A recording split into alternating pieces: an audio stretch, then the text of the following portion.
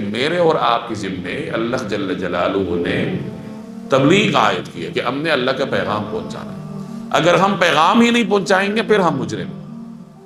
اور ہمیں یعنی ہم رسول اللہ صلی اللہ علیہ وسلم کے امتی ہیں، آپ کے بعد کسی پیغمبر نے نہیں آنا، تو دین کا پیغام کس نے پہنچانا ہے؟ قرآن کریم کا پیغام، حضور صلی اللہ علیہ وسلم کی سنت کا پیغام، یہ کس نے پہنچانا ہے؟